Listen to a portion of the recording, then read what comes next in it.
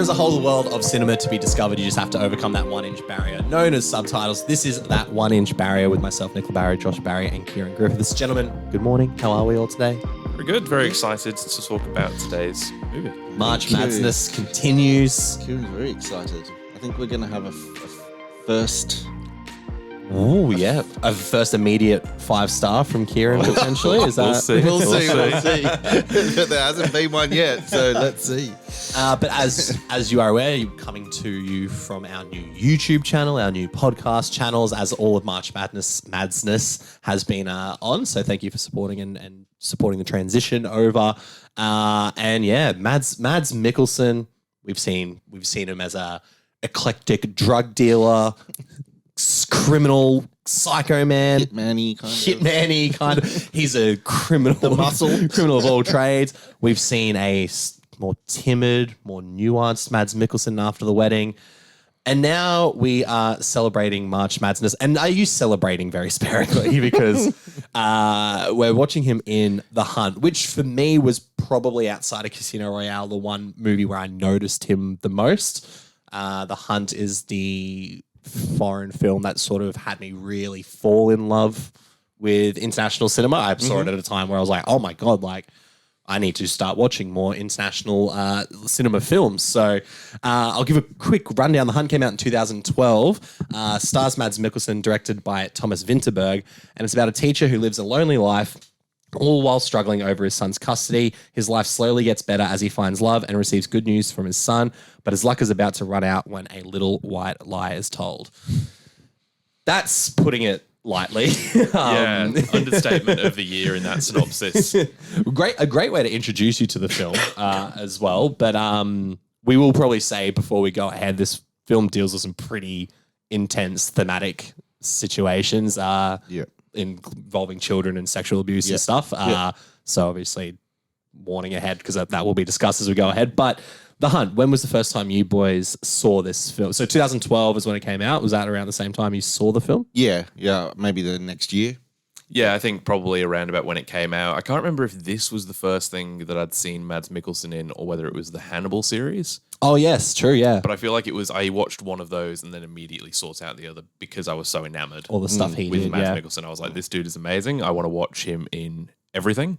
Yeah. And then, watched The Hunt and just absolutely blew me away. And I mean, blew a lot of people away. You look at the awards it received. It was one of the 5 films nominated for Best Foreign Language Feature at the Oscars the year it came out. Yeah. Mads Mikkelsen won Best Actor at Cannes. Yeah, Incredible. nice. Which is pretty amazing. Yeah. So, it's a well-known film. It's probably, I think, outside of maybe Casino Royale, where he was obviously Le Chiffre, the villain, this is kind of the film I think that really propelled him from Danish star to international sensation Mads Mikkelsen that he is now. Yeah. He's absolutely incredible in this film. And it's a film that requires, not just from a storytelling, like filmmaking side of thing, but as a performance, a lot of sensitivity, a lot of nuance, a lot of it's not an easy role to sort of play. It is, in layman's and short term, a man who literally has everything taken away from him due to one little lie. And not even little lie, it's not downplaying it, but it's just an off-kilter lie that's told. And he has literally a whole town turn against him in a very physical way as well. So this is a very intentionally aggravating film. It's an intentionally infuriating film. And I think that's very deliberate from Thomas Vinterberg because we know basically, we're under the illusion that he's innocent the whole time. But no one else knows. There's still a little bit of ambiguity about it because we don't see anything. But I don't think, for me, there's not. Interesting. Okay. I don't think there is. It's quite straightforward. For me, I agree. Yeah. I think it's pretty clear cut that it's like he did not do this. There's no doubt in my mind. There's nothing that Vinterberg shows or does or says that makes you think, oh, maybe there's something happening here. But I think it sort of starts out being a film about this accusation and then very quickly turns into a film about how people react to that situation. Yes, absolutely. Yeah. And I think it does a really good job of showing what would actually happen in a small town, in a very tight-knit community where everyone knows everyone. Yeah. And something like this happens. Yeah. and showing the consequences of that like mass hysteria and the panic. The flaws of everyone else as well. I mean, like, well, as we'll break it down, we'll go around, but there's like a couple of characters I've written down which are like, you are just as bad as, you are probably the worst people of this town in this film. Yeah. Based on your reactions, based on the way you treat people over it. It's like, yeah, I think, you definitely, I think that's what's so amazing about the film is from everyone's point of view. If you sit back and put yourself in each person's seat, even though it's very frustrating how it plays out, you still sympathize. Like there's a sympathy. They all think they're doing the right thing in their own head. No one's doing anything bad. Like from their point of view. Yeah, but except for the few people I wrote down, I have a list. Nick's got a hit list, and I mean, a huge part of that is that this little kid is telling this white lie and she just doesn't understand what it's doing. And I think that's the best part about this film is that there is a very specific age of this child that's been chosen. Yeah. We're not given the exact age, but it's like a kindergarten age child. Yeah, so it should be about 4, 5, 6 maybe. Kids all look the same. 3, 12 out of that. 24, 91, who knows? Hate you all equally. You do after this. This is a great story for never interacting with a child again. Yeah. Never leaving your house again. It's one of the best performances I've seen from a child actor. Oh God! Oh my God! I've never seen a performance from a kid that's made me want to like kick him in the teeth. Just I quite know. so much. But then, as the film, as the film goes on, I can say it all the time. Quick background: so Mads Mikkelsen plays Lucas. He is, as Josh was saying, he's part of a small, tight knit community. He is one of the helpers or teachers at this kindergarten. So he's around the children. He's beloved by the children. Yeah, he's loved by everyone. Actually in the community. You can tell instantly that he's a really good guy. Like he's got this group of friends, and they all love him. And the kids love him. The other teachers at the kindergarten love him. Yeah, but he's a bit down on his luck. He's going as we mentioned, he's pretty messy divorce and custody battle. Trying to get custody of his kid who wants to live with him, but the mum doesn't want to have him. The most heated stuff for the first 30 minutes of the film. He's having some pretty intense conversations over the phone with his ex-wife. But then things start looking up for Lucas. Yeah. They do. They very quickly don't. Yes, it's but I kind of love seeing that side of Mads bringing this sort of towards March Mads-ness. Is that it's so believable. Like he made me feel like I would just want to go get a beer with this guy. Yeah, and he would let me talk at him for an hour and be so supportive. You know what I mean? Like it's not a walkover. I don't think he's like a walkover because he's obviously you watch him sort of hold himself in those conversations with his ex-wife, but. He's just so goddamn lovely. There's few people who could play this part. And I think the same as in After the Wedding, he's got all the emotions in his eyes. Oh my God, yeah. His eyes, I'm captivated by Mads's eyes. It's unbelievable how much he can tell through his eyes. And his we see it later on in the film, but his ability to like modulate his voice with certain things, and when he does sort of snap at certain things, or there's a scene in a grocery store that's pretty intense. Oh God! When he sort of has a really sort of angered moment and then brings it back down when he's talking to a different person in that store. He's absolutely incredible. His physicality, his voice is just that. Even the haircut is weirdly perfect. Were you just enamored by the haircut? It's so weird. But such a weird haircut. It's a middle-aged kindergarten teacher, like just someone who's just like a timid, placid guy who's like, I am non-threatening.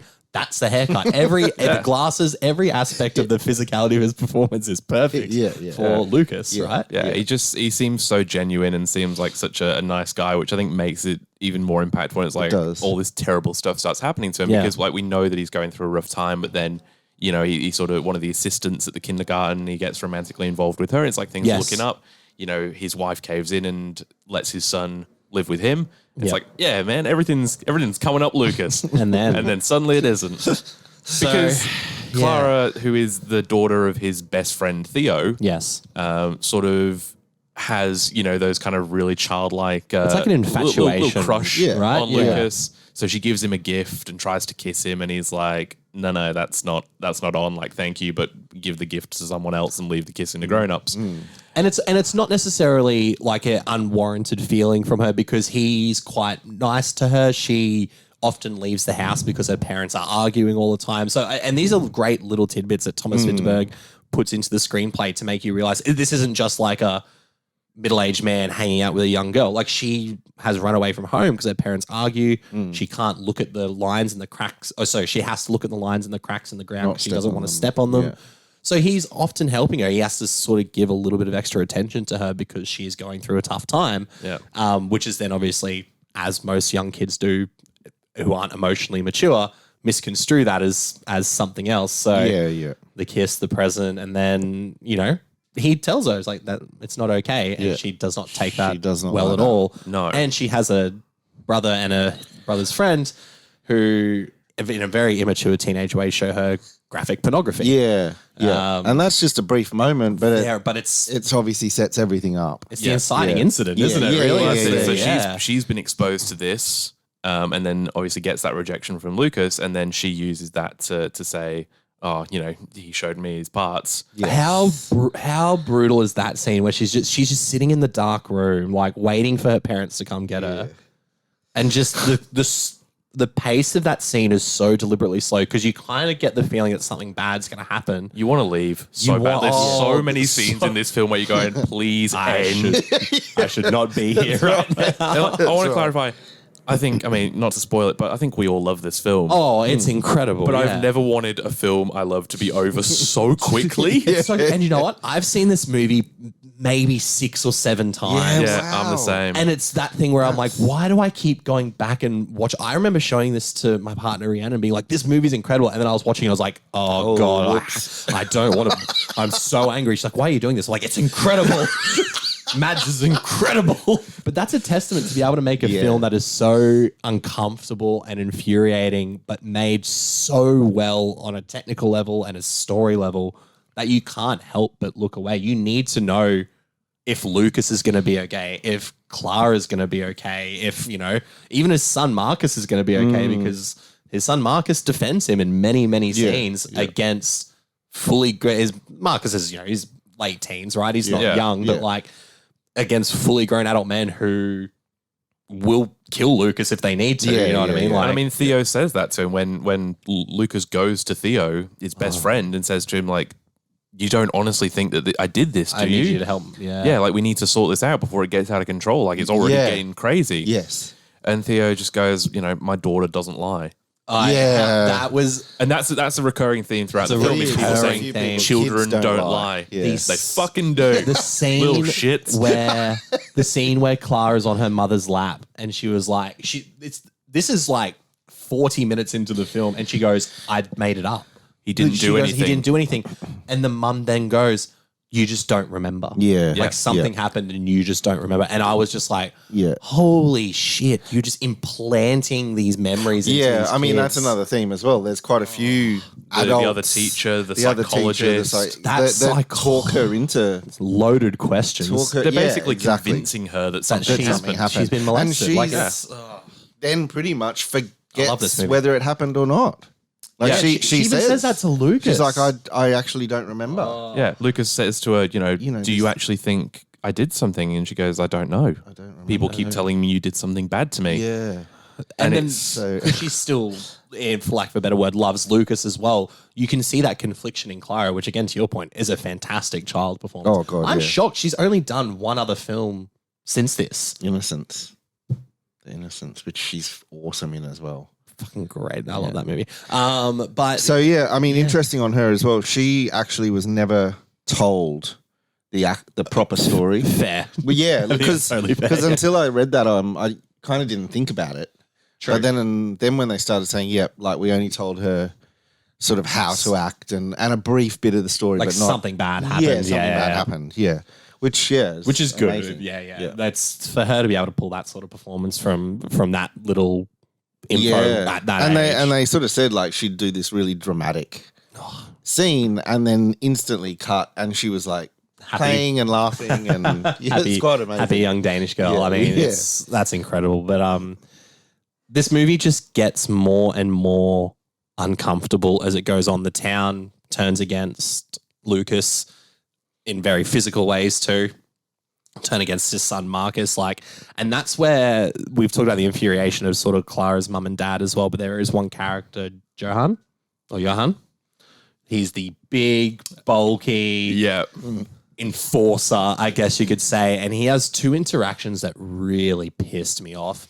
When Lucas goes to the school initially to be and for context of this, no one's told Lucas what he's been accused of. Or who he's been accused by. And he goes around, he's like, everyone is looking at me like I've committed murder. What has happened? And no one will tell him. But this is also after Greta, who is the head of the kindergarten, calls Marcus's mum, Lucas's ex-wife, and tells her what happened without going through anything, any of the proper channels or processes. No. And then Lucas's ex-wife is like, okay, your son's, our son's not coming to live with you anymore. Yeah. I don't want to generalize, but how typical of that is of some middle-aged to older bitch with nothing to do but spread a heinous rumor about someone who even says before this fucking psychologist character comes in and basically tells Clara she's been molested. She just goes, we have to go through the proper channels. Oh, yeah, my proper channel's also an unlicensed fucking psychologist. And then telling every parent at the kindergarten. Oh, that's right. They're like, let's cancel the PTA meeting. No, let's not. It's like, oh, your children might be getting sexually assaulted. And everyone's like, what the fuck? It's so infuriating. But exactly what would happen, I feel, in a small town. I know. In a remote or rural community. People just kind of take it into their own hands and think they know better, especially that kind of Do you think it's something kind of like, and this isn't knocking any regional, I've been to regional towns. I love regional people. Just putting that out there. But sorry, they don't have internet. They can't listen to this. They're like foreign films. That's right. Pictures have sound now. Is that from New Zealand? It's a sense of purpose. I feel like a lot of, and that's what I gathered from this film is that there is not a lot happening in this town outside of the annual hunting thing that everyone really gets around.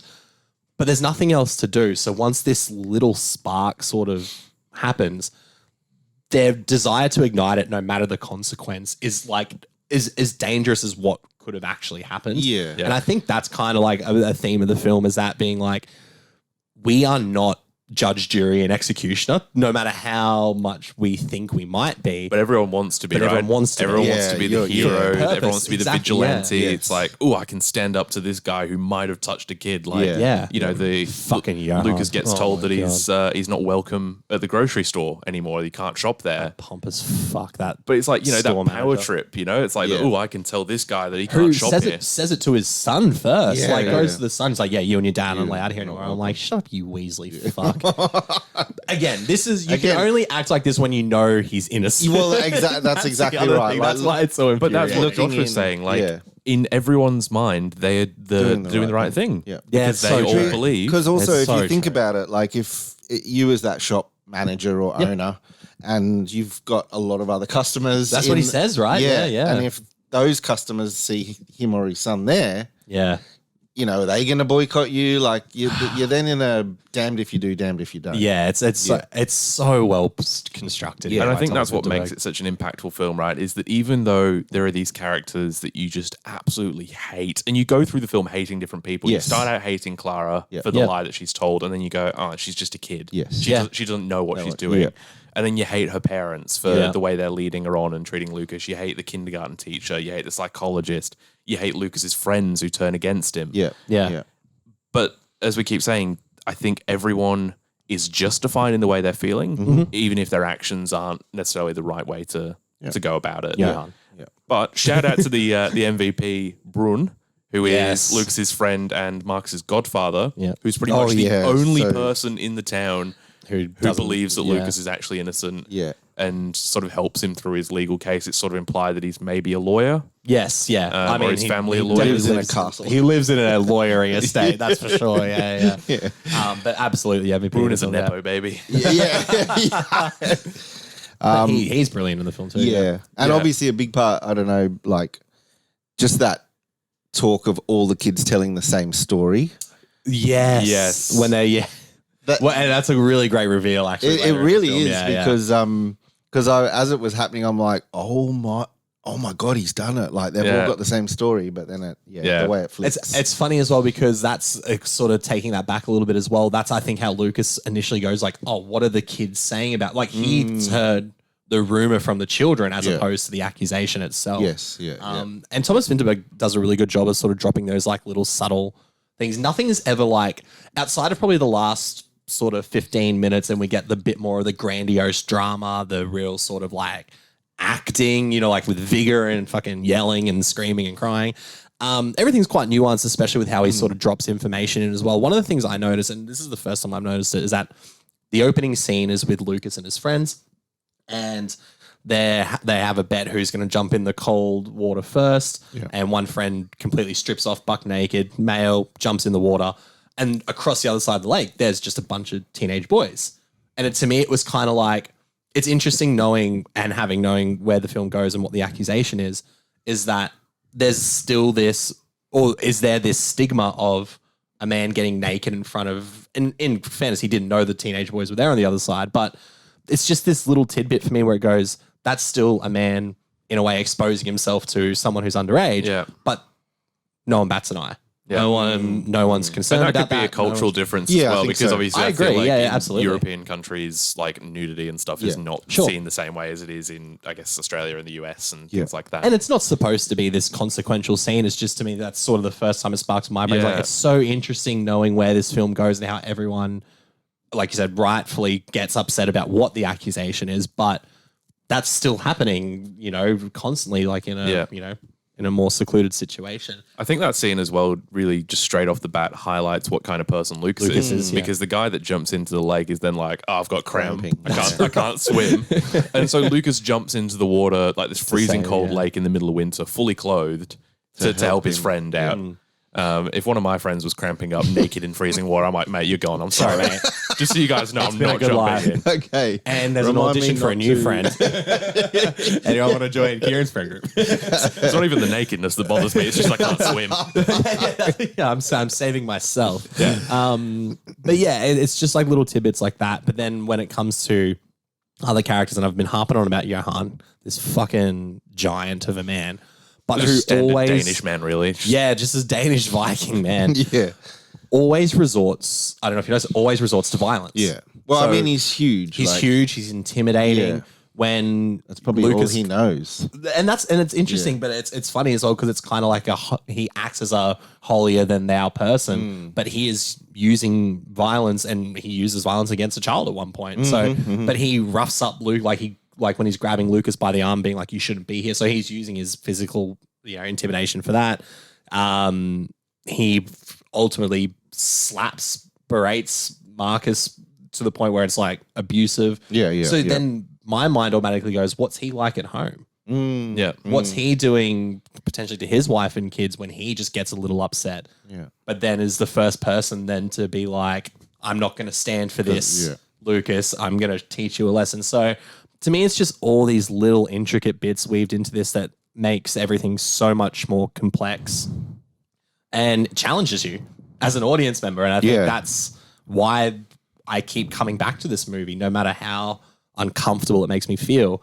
I'm constantly asking myself a different question every time I watch it. And I think that's brilliant. I think that's exactly what really great filmmaking should be. You get so much out of it each time you watch it. Oh God, yeah. You pick up on those little interactions. Even, I've probably watched this 4 or 5 times now, and watching it again now, there's a line very early on in the film where Theo and Lucas are talking, and Theo says, "Oh, how are things with Marcus and your ex?" And Lucas is like, "Oh yeah, it's fine." And Theo says to him, "Oh, I can tell when you're lying. Your eye twitches when you lie." I love that. And that comes back. I love how that comes the back. film where I love that scene. Lucas is saying, look in my eyes. What do you see? What do you see? Yeah.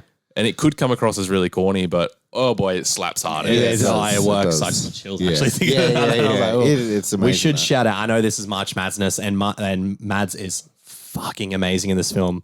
But Thomas Bo Larsen, who plays Theo, incredible. Oh my God, he to me almost steals the movie away from Mads at some point. And I feel like I would watch another version of The Hunt from Theo's perspective. Ooh. With Theo as the main character. God, that would be good. That's interesting. Because you could tell this story from his perspective. He's the father of the child that's supposedly been abused. Yeah. It's his best friend that's supposedly done it. Fuck, that's a great point. Yeah. But he has such a gravitas We're just going about to him. copyright that before anyone tries to Thomas Vinterberg expect a call from our people. Our people are us. We are our people. We can't afford other people. Hello, I'm a movie producer. But he's amazing. It's such a incredible. difficult role to play as the, like I said, it's his best friend that's supposedly done it. It's his daughter that it supposedly happened to. Oh. And you can see the conflict in him. Even when everyone else is, ready to go for the jugular and be like, he's definitely done it, there's no doubt. You can see the conflict in Theo. Yeah, absolutely. He says, I think you've done it, and I'll put a bullet in your head if you have. But you can, even when he's saying that, you can still see that he doesn't know how to feel. Yeah. And I think because his wife is so... Oh, she's adamant. One of those ones that's straight to the, she's straight to the jugular. Clara won't lie. Yeah. He's obviously done it. Yeah. Let's all go round him up and hang him from the light post. Where that leads to as well with kind of the conflict between them, where he has to put his foot down and go, no, I'm going to... Yeah. Yeah. So I watched a couple of the deleted scenes on the Blu-ray, Yep. and there is one where they're having a Christmas party at Bruin's, mansion. Yep. And this is after, the accusation has come out, but they're all still there, and Lucas is still there. Yeah. And what is her name? Agnes, the girlfriend, Theo's wife. Oh, Theo's wife. Yeah. Yeah, she comes to pick him up and is like, I don't want you being there if he's there. Like, Yeah, I'm taking right. you home. And he slaps her, and he's like, I can do what I want. Like, Shit. we're just having a party. We do this every year. We're all friends. Like, go home. Don't tell me what to do. Yeah. Wow. But then he goes back in, and you can see like his There's a demeanor changes change. and his mood towards Lucas changes. And I don't know if I would have liked it in the film, but it's a really interesting scene to see what might have been there. It's a good bit of extra context. To really add to that conflict that's going on. Adds to the conflict, but then it adds another layer to that marriage to Theo and Agnes. Again, like we said earlier, Clara leaves the house constantly because of their fighting. You know what I mean? And they're both strong, especially Agnes, strong personalities as well. So these, personalities clash like that when you in a house all the time. Yeah. So it's just adds just other way. It's an incredibly well thought out story and screenplay, and every bit of dialogue really means something. Yeah. So whether it propels the story or adds a little bit more foundation to characters, it's just... And there's not a wasted scene. No, not at all. This clocks in at just under 2 hours, and it is exactly as long as it needs to be. Yeah. And it's great because it feels the length, but it's one of those, it's like it grips you. Yeah. Like like we were saying, you don't want to be a part of this story. No. But you can't look away. It's a car crash. You just can't look away, and you need to, if anything, you need to know that Lucas is okay. Like, that's it. Yeah. I think, hopefully, people look at this and go, I guess put systems in place so that Totally.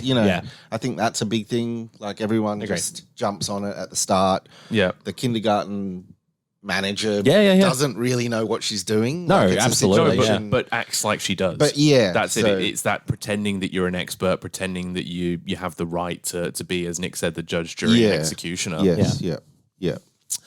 But circling back, Mads is fantastic. Mads Mikkelsen is absolutely brilliant in this film. Is this his best performance? It's my favorite of his. I mean, I think it is his best performance. Yeah. Yeah.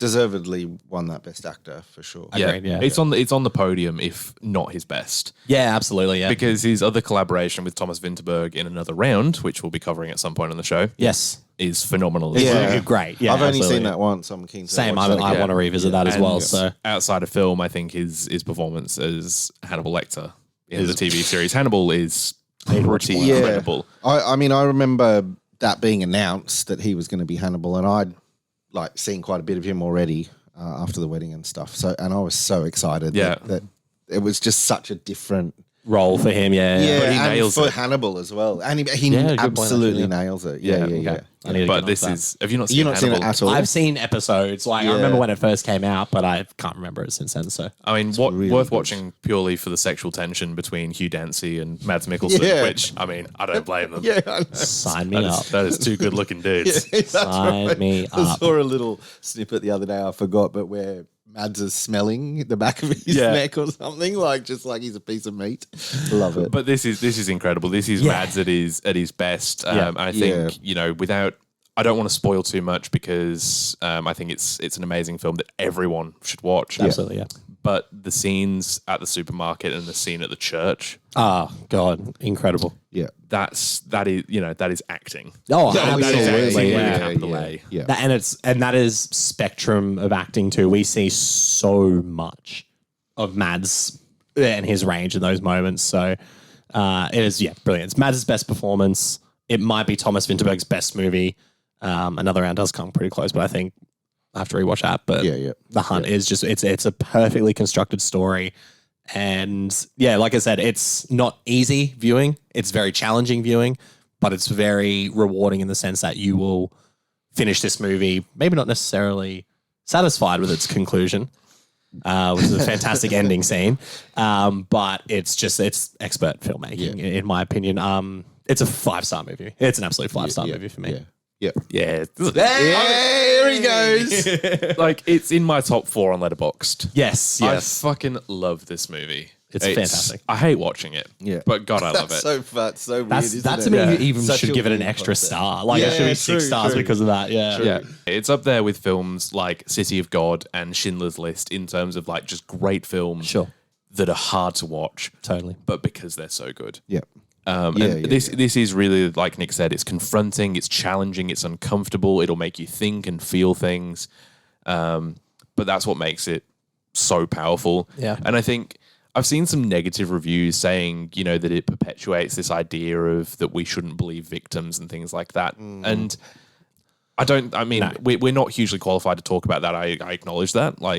As a bunch of straight white men, we've had it pretty fucking easy for But I don't think that's what this film does. No, absolutely not. No. Because I think it's less about the accusation, it's more about people's reactions to the accusation. Yeah. It's that mob mentality. In a similar vein to a film we watched previously in Climax. Yeah. You know, where they're trying to work out who's drugged them. And then everyone just turns on each other, right? Yeah. And whereas they've got an outlet for their anger. They know who they need to focus on, and they go, okay, this guy's the bad guy. We're all going to get him because we're good guys. Yeah. You know? Yeah. And I think as we touched on, everyone in the film is so complex. Yeah. Everyone thinks they're doing the right thing. Yeah. The kindergarten manager thinks she's doing the right thing by telling the parents and bringing in her friend who's a child psychologist. Yeah. The child psychologist thinks he's doing the right thing by, trying to get the answer, in quotation marks, from Clara, even if he's asking her leading questions. The parents think they're doing the right thing by ganging up on Lucas, but yeah.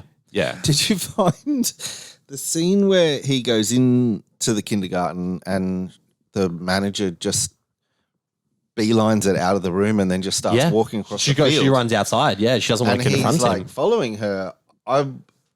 I genuinely started laughing because I'm like, what is this? Yeah. It's such a funny escape. It's just Lucas comes in to confront her and she just darts out of the room and legs it. To me, that almost feels like there is this subconscious thought in her mind. She's like, what if I'm wrong? That's to me what I got from that scene. She doesn't want to confront him if she's got this wrong. Yeah, I almost think it's by him coming in to confront the situation, it just gets too much for her. Yeah. And so she almost is like, defensively, I'm kind of done with it. Yeah, she's like defensively, like, that's it. Yeah, exactly. So, but I think that's a big point throughout the film as well, is people would rather convince themselves of a lie than admit they were wrong. Yeah. That's true. There's so many characters in this who I think would rather Lucas get wrongly accused and wrongly prosecuted and all that stuff than admit that they got it wrong. Totally. And that the kid did lie and, they should have believed him. Can we go into, I guess, a bit of a spoiler? Sure, yeah. I'll just put that out there. But the ending. Yeah. So what I'll do, if you don't want to have this spoiled for you, on Spotify, at YouTube, or wherever you're watching or listening, we'll put a timestamp of of where you can start listening to again. The future is now. So if you don't want it spoiled, stop listening. Have a look at the description. We'll let you know when you can come back. Pause it right now. Yeah. Go and watch the film and then come back for the last 5 minutes of the show. Yeah. All right. Spoiler talk. Let's go. A couple of things. Like me and Kieran spoke briefly last night. There's an alternate ending on this. Yes, on the Blu-ray there is an alternate ending. But there's outtakes too. Are they funny? No, I didn't. I didn't watch that. I can't see any outtakes. So the theatrical ending. Yes. You don't see who's It's ambiguous. shot him. There. Any thoughts or? I've been thinking about this for almost 10 years and I have zero idea who it could be. Yeah, because they do a bit of an outline of the person. You can sort of see them walking away. So to clarify, at the end of the film, Lucas, is acquitted. They find out that all the kids were making it up, and everyone goes back to normal. Marcus gets as normal as they can be. Well, yeah, Marcus turns 16 or 17 or whatever it is, gets his hunting license, and they all go out on the autumn hunt for deer together. The titular hunt, or is the titular hunt the manhunt? Ooh, exactly. Cinema. That film degree wasn't completely worthless. Dan. So they go out on this hunt. They all sort of spread out, and then the tree that he's standing next to gets shot. He ducks for cover, right by his head too. Like that's a kill sound shot as well. Jump scare because it's like silent, and then you just hear this crack. And then he looks up at the hill, and then we see this figure pointing the rifle at him. Silhouetted backlit. by the sun, And then they point the rifle at him. Lucas assumes that he's about to be executed, and then the figure disappears. Yeah. And we don't see who it is. Great ending. Great ending. Yeah, amazing way to end the film. The alternate ending is that he's shot and is killed. Oh, shit. It's so sad. Oh, my God. Yeah. He's Holy literally shit. shot and he's on the ground dead. And they same shot the same, he runs away. Yeah. Yeah. But I think So the you original said ending he is... was interesting. You said, Oh, I think it it was definitely bad. looks I think it like was he, bad. yeah. I think the original ending is much better. Yeah. I agree. Yeah, because now he I'm has so glad they he went has with to that. live in this town knowing that He's never Nothing safe. will be the He's never same, truly forgiven. Yeah. which is I'd move. awful. Oh, I said that to. Yeah, I'd definitely move. You would have to move. You would never get over. Oh, it. I agree. Yeah. Just change your name, move countries, just start again. Who do you think it is? Because it doesn't look like the big guy. It's not Johan. I not think it's the son. I thought I it was think it's- Marcus too. No, I think it's Torsten, Theo's son, Clara's older brother. Sorry, Theo's son. Oh Yeah. yes. That's because it looks younger. Yeah, and he He's really you see him honest. crying about it at one stage when he's playing with Clara. And obviously he starts thinking about what's happened again in quotation marks to her, and he starts crying. Yes. And I feel like most of the adults have kind of forgiven Lucas at this point. But he's a young teenager. He's, that makes sense. But at the same time, wouldn't that be a full circle thing if he was part of that inciting incident that he didn't show his sister the pornography, his friend, but he was there when it happened. True. That's a bit of a full circle. and it would be very like Place Beyond the Pines. Almost. I love that movie. yeah. If we I watch wanna that, watch that again. in another language, can we do it on this show? I love that movie. Hey. Dubbed in subtitles. I think it almost doesn't matter who it is. No, And I think it doesn't. Vinterberg Absolutely, makes yeah. it very clear that It it's doesn't. not about who, No. or that it even. I've seen some discussion of people saying maybe it didn't even happen. Maybe it is Torsten because there's a line earlier in the film about Theo constantly leaving his rifle out too. Yeah, And now the son had access to it. but it's Oh my God. but I've seen This is a some rabbit people hole. saying maybe it didn't actually happen and it's Lucas's imagination, but he just feels like everyone's like- still out to get him. Like his imagination. He never feels safe, Yeah. as you wouldn't. In No, that you situation. wouldn't. gosh, No way. No because way. I think even if you're acquitted by a judge and the story is very obviously false and all the kids kind of go, we're going along with everyone else's story. Yeah. There's always going to be that little bit of doubt in Yes. your mind Yep. that maybe, something untoward was happening. Yeah. Fantastic film. Did you give your star rating, Josh? No, but it's 5. Yeah. 5 across the board. Yeah, so just to clarify, welcome back. If Welcome you back.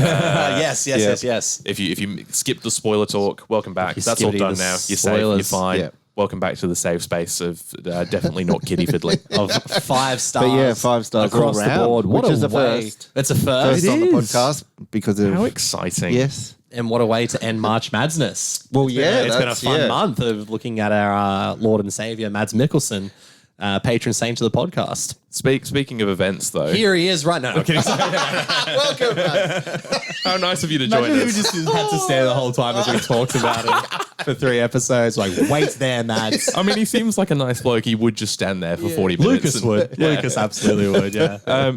Speaking of events, though, Josh and I have spoken about this, so you're completely blind to this. So I'm just going to throw you under the bus and assume that you're going to be keen for it. Good. So after what I'm calling the success of March Mads-ness, how about we do Bong Joon-ho? For June. I'm in. Let's do it. That's fantastic. Bong I Joon-ho. like that. That's fantastic. Well, be on the watch out for that. But we have a couple of months in between now and June. So we do. We got to go back to scheduled programming until then.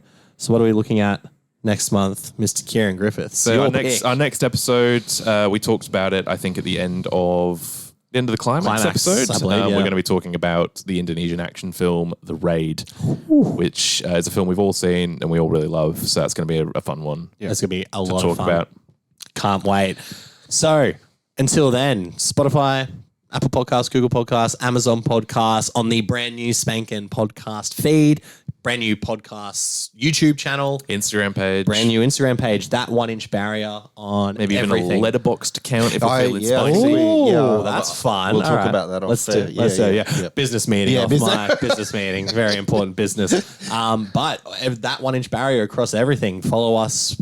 Keep supporting us. We appreciate it. Send us recommendations. Yes, Yeah, absolutely. 100%. Yeah, because, there's only a certain amount of films that we know. Contrary to popular belief, we don't know every movie ever made. I mean, speak for yourself. I know every movie. Close. Kieran would get close. But thank you for listening to this episode. Thanks for joining us on March Mads-ness. We'll see you next month for The Raid. Catch you guys. Thank you.